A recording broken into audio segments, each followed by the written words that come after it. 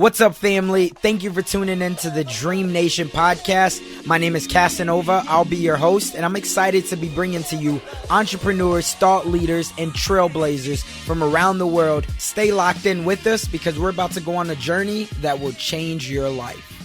What's up, Dream Nation? So today on the line, as you all know, if you've been watching my Instagram, if you've been watching my Facebook, I've been excited about this episode. I've been excited about bringing this man on the show. He's done nothing short of spectacular thus far in his career and his life. And I know that he's got so much more to do, so many more people to inspire, just like me, and hopefully all of you. So if you would, please help me in welcoming Mr. Alex Meir, Dr. Alex Meir, to the show. Dr. Alex, you want to say what's up to Dream Nation? It's amazing to be on your show, man. I heard about your story before we got on this call, started this podcast, and you have an inspiring story. Glad to be. It's an honor to be here. Man, it's an honor to have you. And you have an inspiring story as well. Like I said, I've been reading up on it for a little over a year now and all the things that you've accomplished and all the things that you will continue to. But one thing I always like to do is people can look up, all the hundreds of, publications that you've been on, the companies that you sold. So I always like to see what the mind of in my mind, I would say a scientist is what I would call you. What was it like, if we can go back 30, 40 years to when you were just a little kid, what was that mind like? When I was 5, so I'm an immigrant. When I was 5, if you asked me, hey, Alex, what do you want to do when you grow up? I would have told you in my kid voice that, I want to grow up to be a scientist and work for NASA. So that's what and immigrate to the US, become a scientist and work for NASA. And I actually accomplished it. So wow. So what was that? What did you always grow up with parents that were, because you said you were an immigrant, but were they always super supportive, or was it like you were the only one that had these big dreams, big visions, and you had to find your own way? What was that all like? Yeah, I grew up in a small town north of Iran by, Caspian Sea on the border with Soviet Union. And, this is pre-internet. So I didn't have much access to TV, really. We had just 2 TV channels, local TV channels. What I had was my dad, who was a physics teacher. And he planted the idea that I could become whatever I wanted since the very early days. And his way of empowering me was to help me, with math and sciences. So he taught me, he planted the seed, basically. He shared his knowledge with me when I was a kid. They taught me how to read and write in very early stage before going to school. And, there were 2 small libraries in our town, really small, like, less than 800 square feet each. And my dad was friends with both of these, not library, bookstores. And my dad was friends with them, and they allowed me to go work in those bookstores for free in return for me being able to read those books. So that was kind of like my view to the outside world, was just, read books. And that kind of formed my worldview. And I, from the very early age, I decided I was going to grow up, become a scientist. And I didn't grow up wanting to be an entrepreneur. It was not kind of like in my vocabulary, in my world at all. That didn't come until much later in my life. But I always wanted to be a scientist. And that's the first stage, the first half of my life. I actually worked hard to become a scientist. Got it. What age did you come to the US? I was just about to turn 21. So wow. I finished my undergrad. I immigrated to the US alone, no family, no nothing. I immigrated with a backpack, basically, literally a backpack. That's all I had. I moved to the US to go to grad school, and I moved to Washington, D.C. I lived there for 5 years. got my master's and PhD, and I did a postdoctorate studies before joining NASA. Wow. So, and that's a huge transition because your whole life you've been reading books and for what some people may say that it's very tough to transition to the social world, right? Being a scientist, things like that, you're very analytical, you have processes on everything. So then the transition and now start building relationships, and I think you've done it with some of the biggest and brightest minds across the country. What was that like? Did you have someone that took you under their wing, or was it just kind of by a fluke of nature? How did that all happen? So I kind of when I was I was at NASA. I want to say when I was I finished my PhD when I was 24.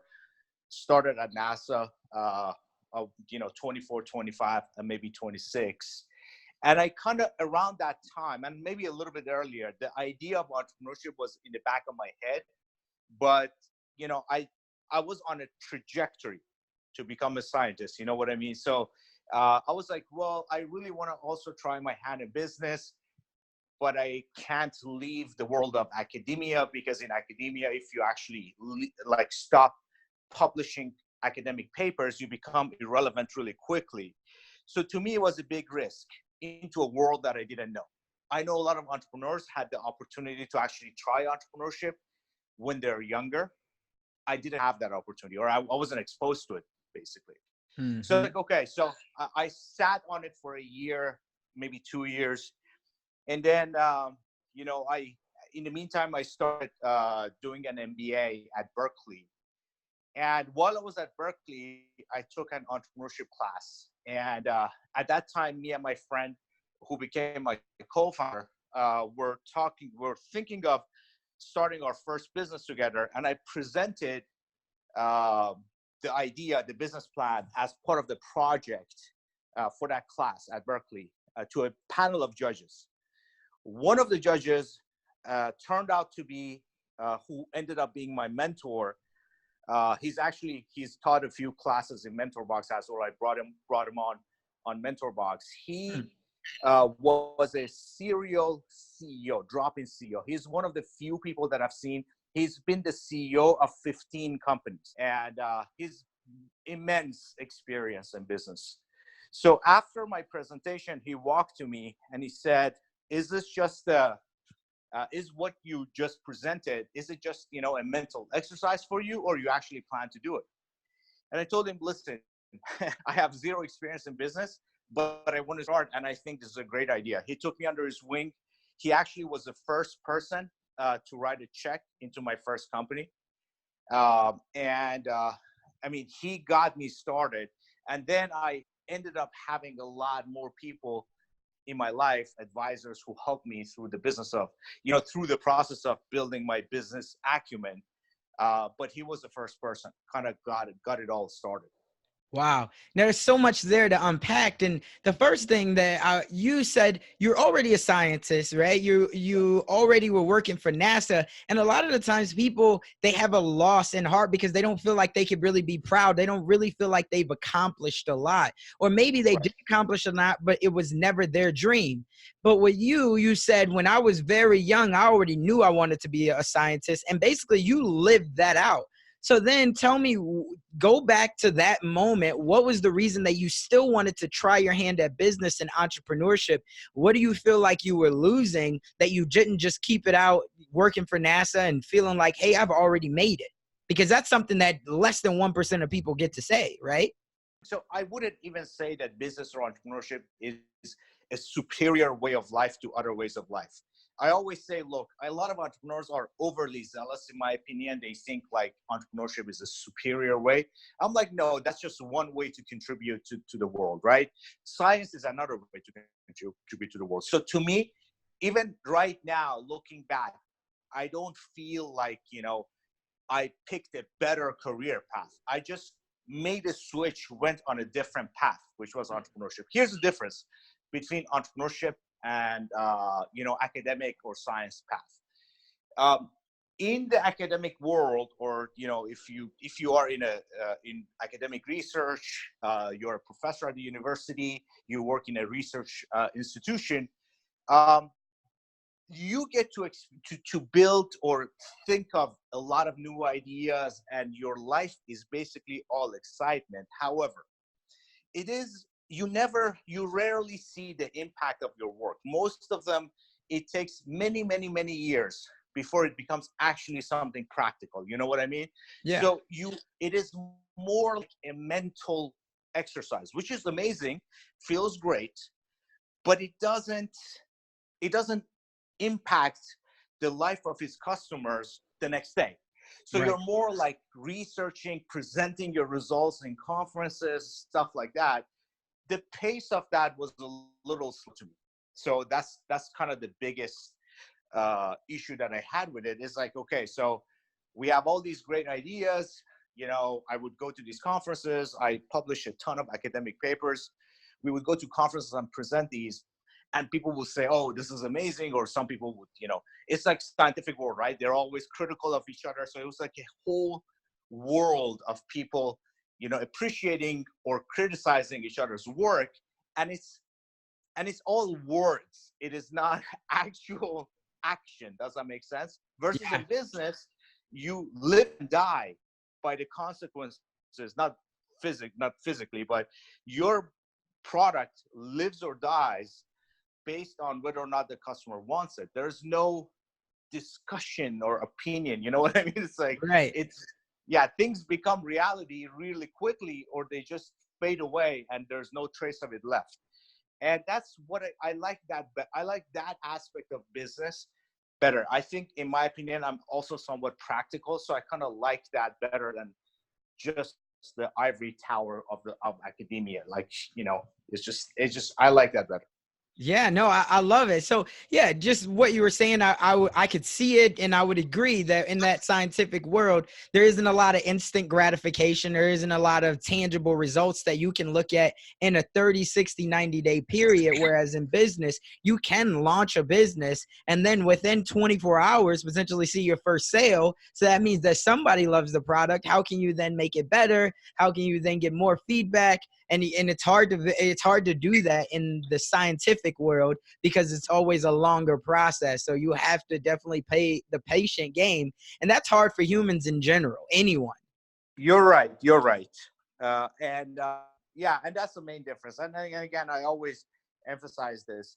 I don't think entrepreneurship is the only and an inherently superior way of living, but it is a great way of living. So it's one of good alternatives that people have. Some people really don't have any option other than becoming an entrepreneur, but some people do. Like, sometimes, I always say that, listen, the physician in an ER, right? The surgeon that saves lives. Uh, they play a very important role in the society as well. So it's not like entrepreneurship is the only way to do it. And sometimes it doesn't make sense. You actually do not want that surgeon or the competent physician to become an entrepreneur because they are contributing in a very unique way to the world. So, but entrepreneurship has a lot of benefits. So it's a very interesting way of life. Yeah, I definitely would agree. So let's talk about the first company and the company that you most recently just sold, and congratulations Right. on that. But that company is called Zeusk. Am I correct? Right. And you just Correct. sold Yes. that for, was it 255 million? Yes. It's actually, the total deal value is higher, but the amount that is public is 255 million.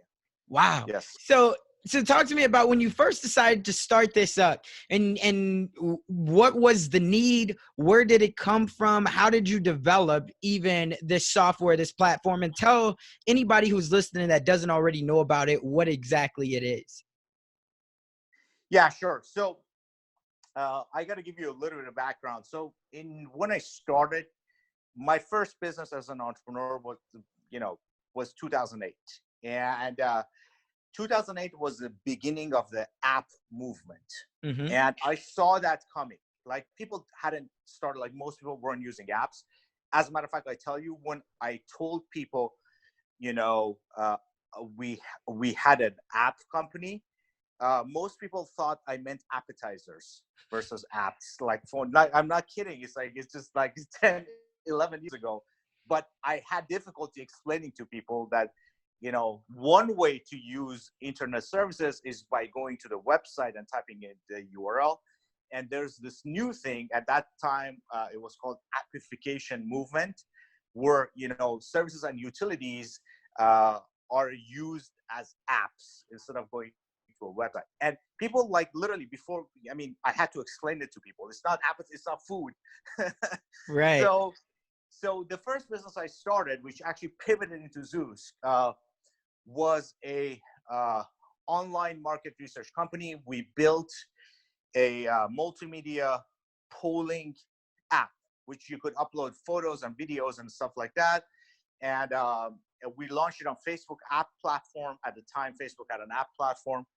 And, we were getting customers because we were like, kind of, it was okay, but I wasn't satisfied with it. So this was probably I want to say, actually, this happened October 2007, if I'm not mistaken. So we were like $100 a day. I went and raised the first seed money for the company. And, a month or so into it, let's say November of 2007, I said, guys, it is kind of cool, but I think the app movement is a very strong movement, and we better pick a better vertical, find a winner that is better than what we currently have. So I came up with this rule. We had a team of 4 people only. There were like 4 of us working out of a small office. And I said, this is what we're going to do. Every Sunday, I think of a new app idea. On Monday, we launch the app. We start working on the app. We build it and launch it by Friday. On Friday, we test it and launch it to the public. On Saturday, we see how much traction it gets from the market. And on Sunday, we go back to a drawing board and think of a new one. And we do that every week. We started doing that in November. We launched quiz apps, games, like all sorts of stuff, right? Mm-hmm. And around end of December, it was actually close to Christmas, we launched a crude dating app. And you got to go back to that time. We were the only, there were a couple of maybe small dating apps, but no, there was nobody. We kind of pioneered mobile dating. And none of the big players were in the market. But as you know, online dating is a huge market. So when I launched it, we saw traction instantly. We saw people downloading, using the product and all that. So I said, okay, stop everything and let's focus on this. And we focused on it until January, maybe February of next year. And then it was growing. We named it Zeus. That's the whole story. But then we basically killed every other experiment that we had, and we single-handedly focused on online dating vertical, basically. And that's kind of the story of how Zeus came about. So that's so funny, because as I'm picturing this in my mind, and we talk about you being a scientist, essentially you had a whole bunch of experiments out here. You're throwing multiple things at the wall, and the one thing that duplicated, you said, okay, this is the one that's growing the fastest. We're gonna cut all these other ones out, and we're gonna make this our racehorse, essentially, right? This is gonna be our jockey and our racehorse, and this is gonna be our best investment. But so in the beginning, because so many people, when I know you get these questions all day long, and I get quite a bit of these, how was there a specific need? Like, was somebody coming to you saying, man, like how did you think of a dating app? Was there a flaw? Was there a pain point? Where did that come from out of all the experiments that you could have did?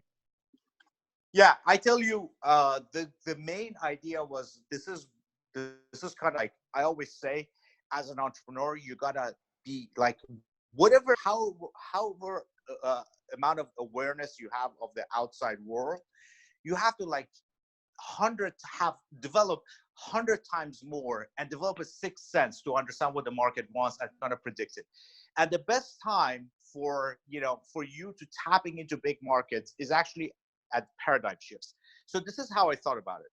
I said, look, all online services that are done via websites are going to go into apps. In 2008, that was a bet. It was not clear. You know what I mean? Mm-hmm. But I made a bet. I said, look, banking is going to go on mobile.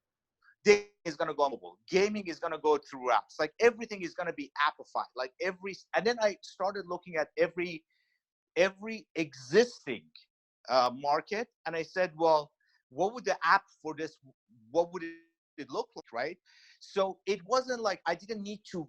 I mean, online dating, I didn't have to like think that there's a need for it in the market. It already existed. There was eHarmony. There was Match.com at the time.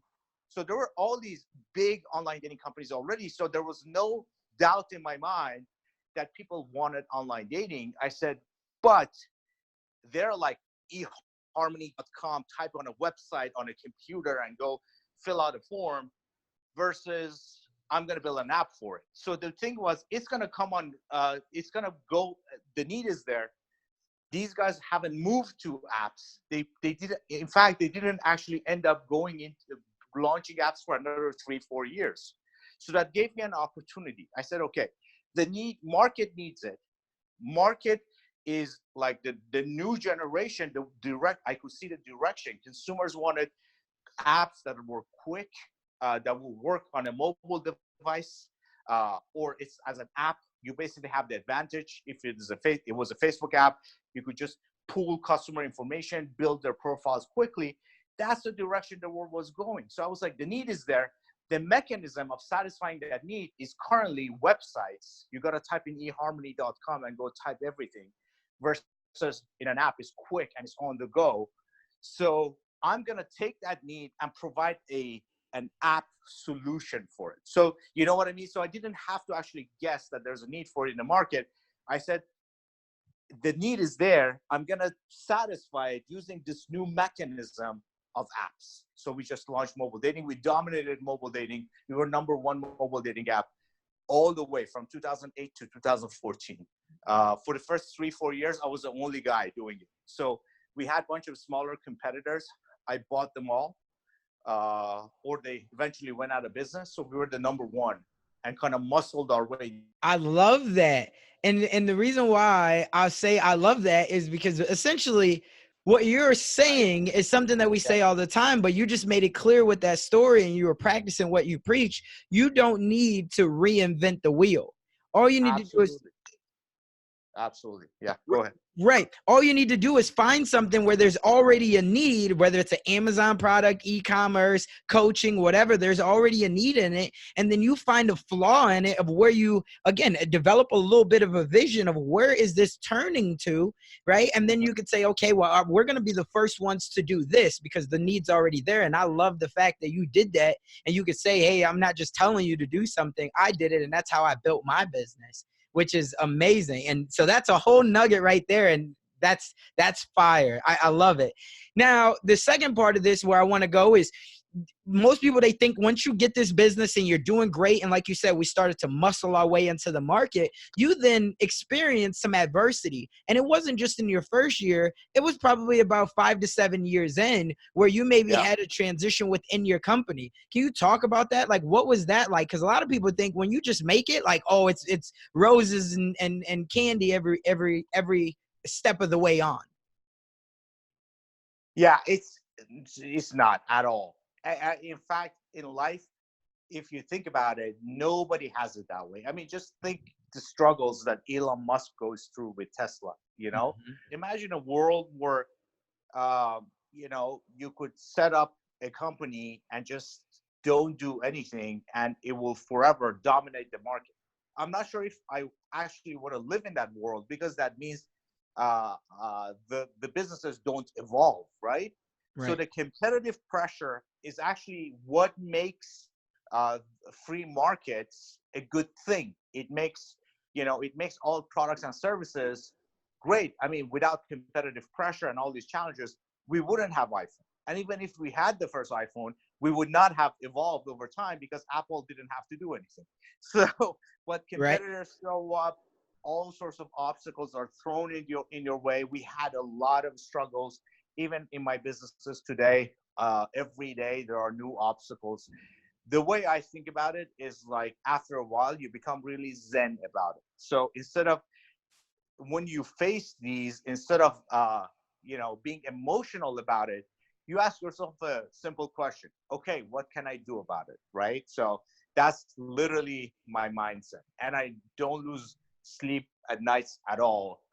The worst things can happen and I still sleep at nights comfortably, because I know the next day I'm going to wake up and I'm going to focus 100% of my brain power on the problem.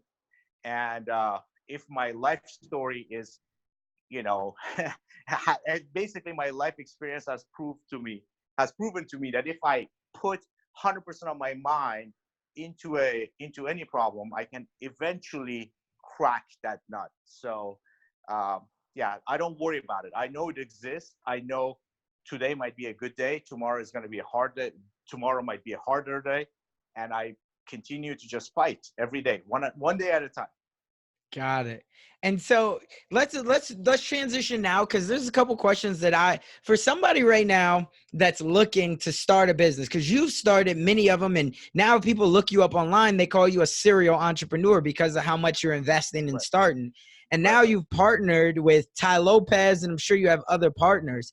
For somebody right now that's looking to start a business from scratch and they want to build $1 million business, how would you go about doing it if you had to start over again? Yeah. So I did it a little bit in a hard way. There are easier ways to actually start an entrepreneurship journey. And probably the first thing that I tell people is, look, if you have not started a business, um, try your hand at one of the easier business models. And service companies, consulting services, agencies, things like that are always easier to start, right? Versus product companies. So what I tell them, look, if you have never done it, start with a service company and a consulting service, an agency, something like that, where you're actually trading your time for revenue. And that's, I think, the easier. I can talk about why it's easier and all that, but in general, I would say people should start with an easy business model for the first 2 or 3 years. And it may not become big, but it will teach you a lot of lessons in a less painful way. You know what I mean? So Right. if you're launching a brand new product, it's kind of, the outcome is kind of binary. So it either takes off or it completely gets obliterated and you make no money. Versus in a service company, there's gradients of success. So you may not do really well, amazingly well, but you will make some money.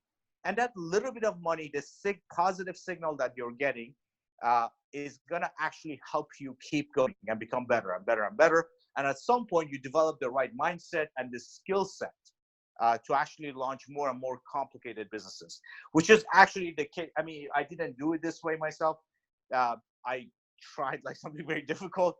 You can even argue I got lucky because I was in the right market with the right product at the right time. But nowadays, businesses that I start these days, had I started with these businesses when I started, 10, 11, 12 years ago, I would have failed. So it just, you actually improve as an entrepreneur, and things that are impossible for you to do right now, they won't be impossible for you 5 years from now, 7 years from now. But the key is to not completely fail for 5 to 7 years before you actually have a winner, because you get discouraged. You actually, you need some income to actually live, right? Right. so, Absolutely. so yeah, so you start with easy stuff and do that for a couple of years, build your skill set, build your mindset, toughen up, and then attempt bigger and bigger projects. So let's talk to dive into that one a little bit more. When you say do something that's easy, because Ty Lopez has been first, this is something that I just want to know. What do you classify Ty as? Because people always say, like, find your target audience, find your, who is your avatar? What is Ty's thing? Do you just call him a marketer? Do you call him a business owner? What do you classify him as, you personally?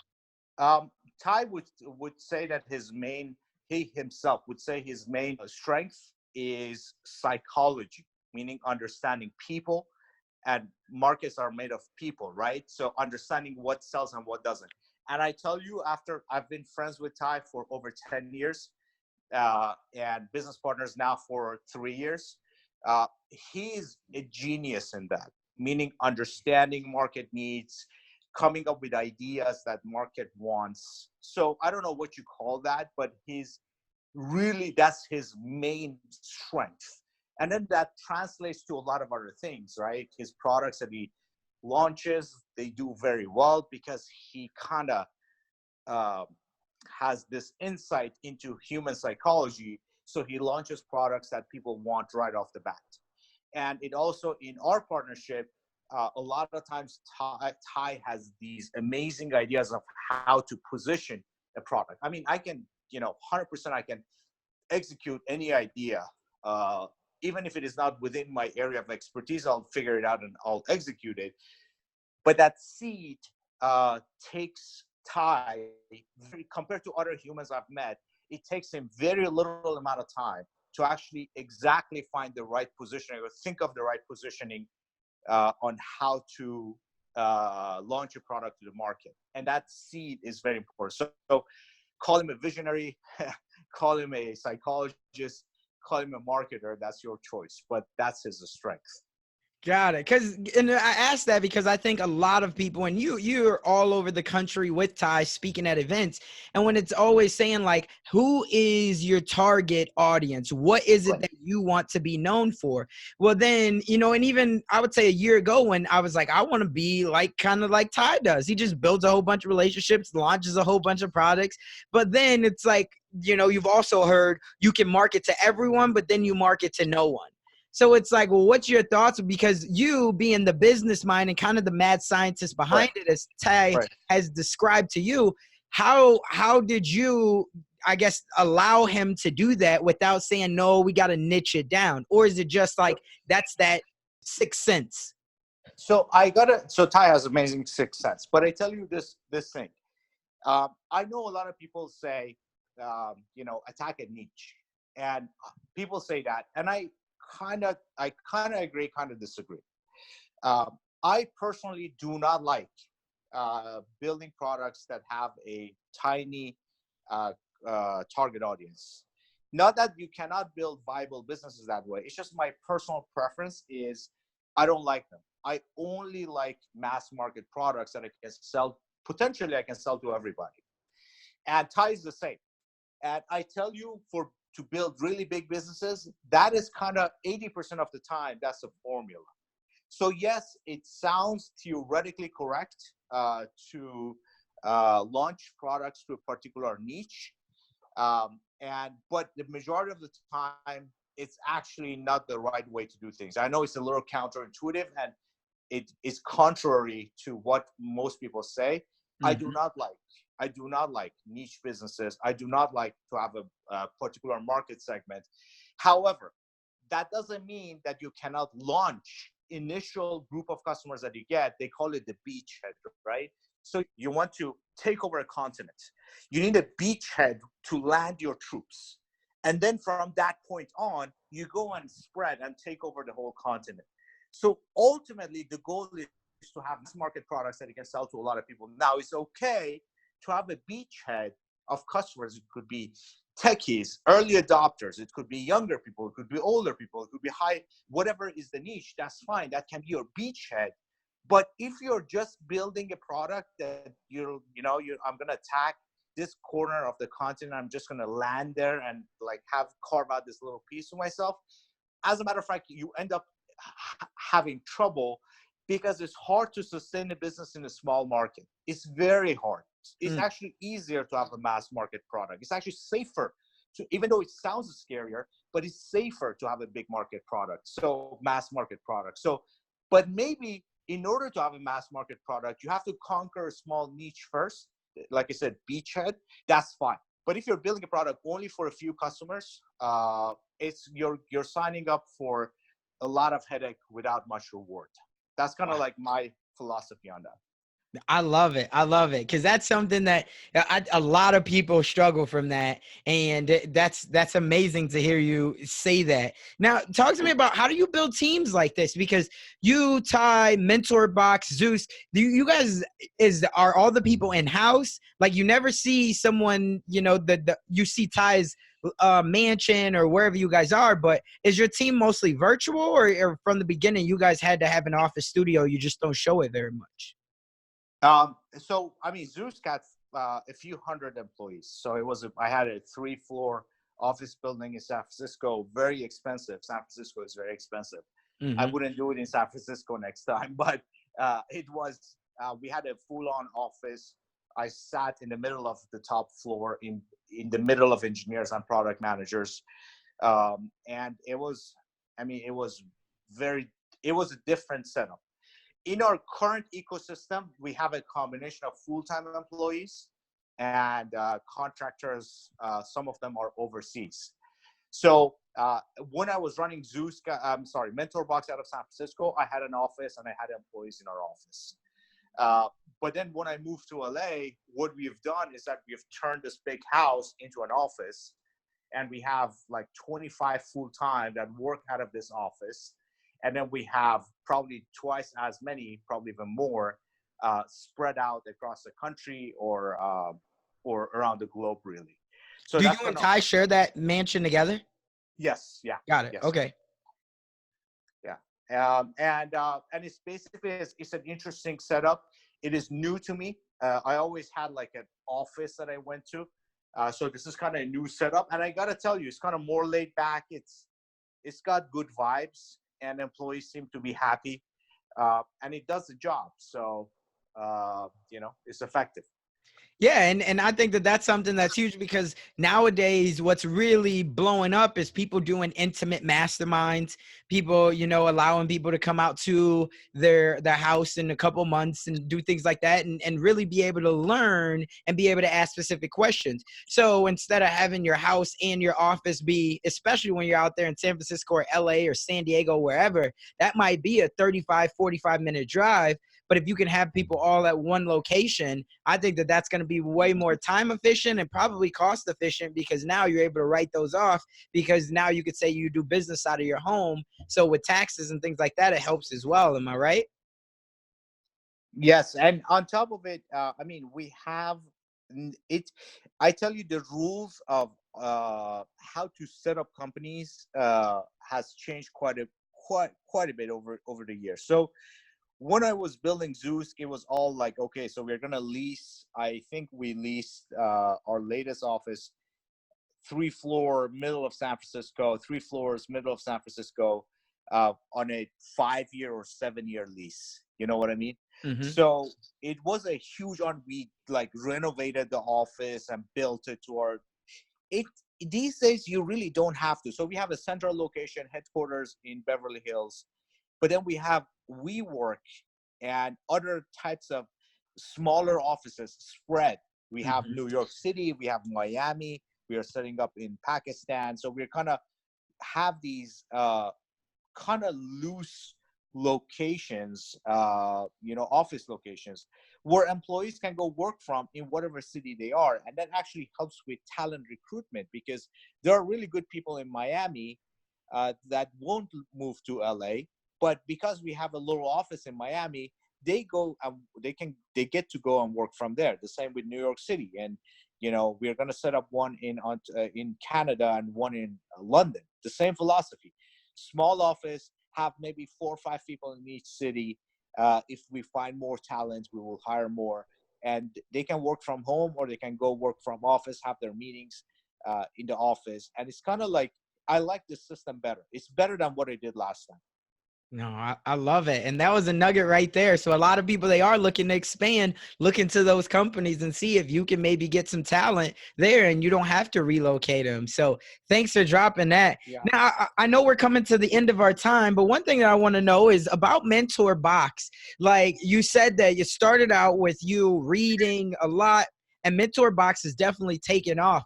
When in the beginning, Yeah. how did you get these superstars in their own industries and expertise. How did you get them to partner with you in this? And who has been, I guess, one of your more favorite people that when you first got this going, you're like, wow, this is changing lives, for someone else that you've brought into Mentor Box? Yeah, I tell you, it's funny because people may not notice, but when I launched Mentor Box, for the first 3 months, I could not convince the book industry or top authors to come on board at all. So for the first 3 months, I was doing, and Ty did some too, a lot of book videos. We were doing it because I couldn't. The authors, publishers were like, "Who are you?" And all that.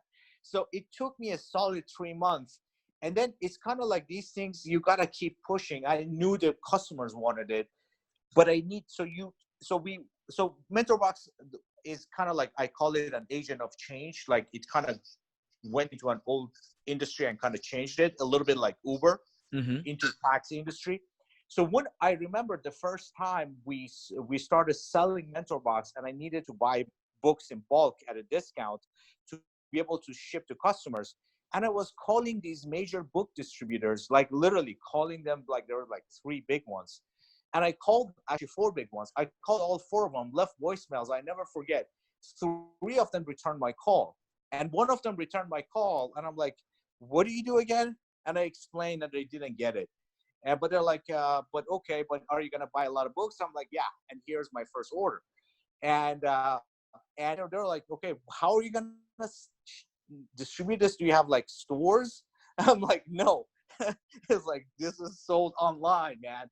So it's like, it was hilarious for the first month. I had difficulty talking to the book industry because they were like so stuck in time in a way. Right. And we kind of kept going for 2-3 months.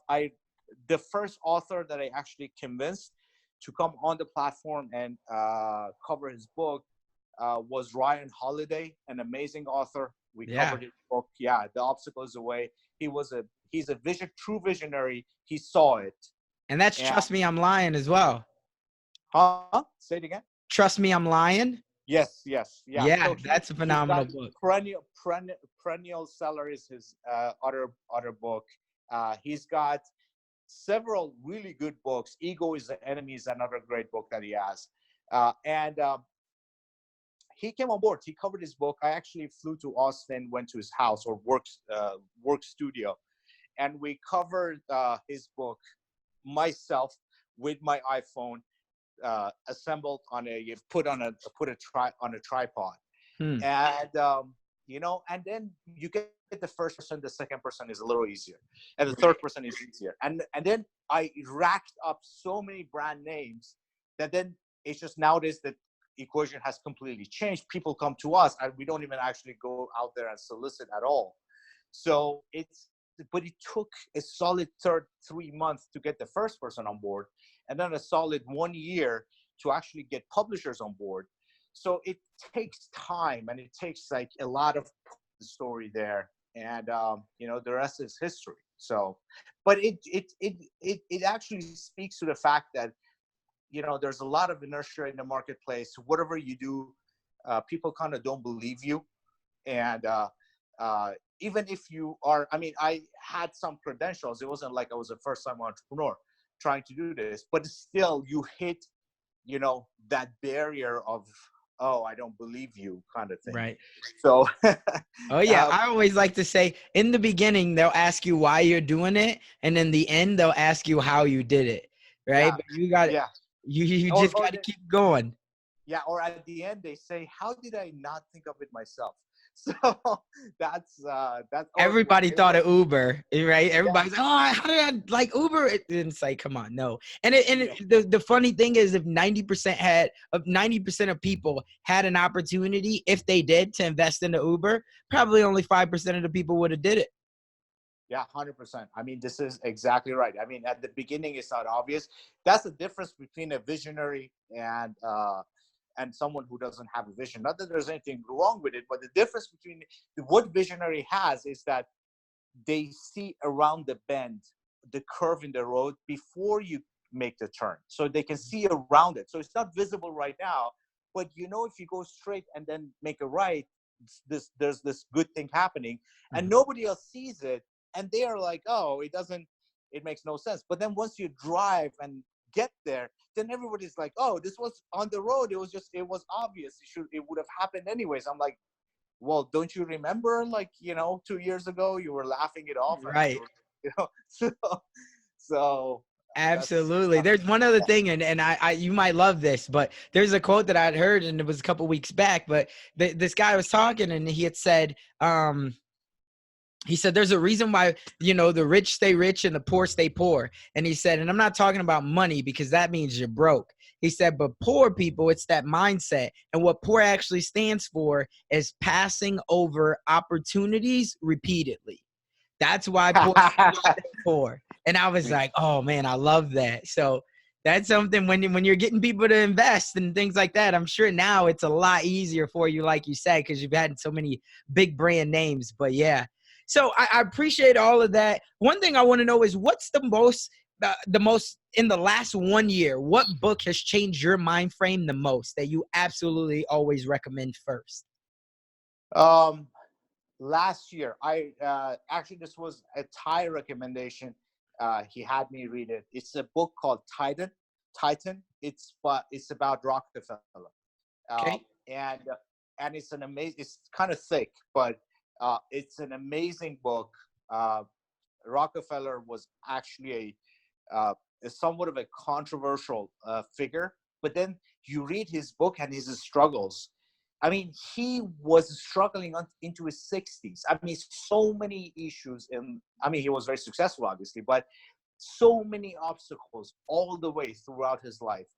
And his mindset, perseverance. I promise you, someone like Rockefeller doesn't become Rockefeller by accident, because you and I, put in his shoes, would have given up way before he gave up. So Right. It's like, so it's not like by accident that someone like Rockefeller, because in today's dollars, he would have had $400 billion. It would have been worth more than, Warren Buffett, Jeff Bezos, Zuckerberg, and all these guys combined.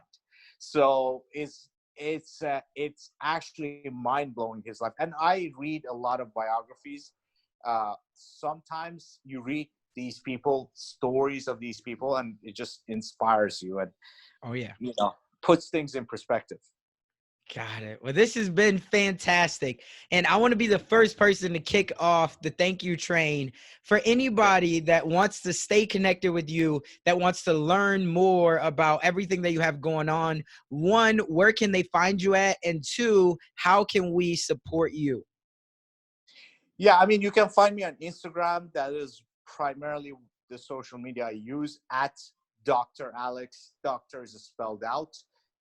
So that's my handle. And I tell people, look, I thank you for thinking of supporting me, but I also want win-win situations. I think some of the products that we have, including MentorBox, is a great product for the world. It benefits people a lot.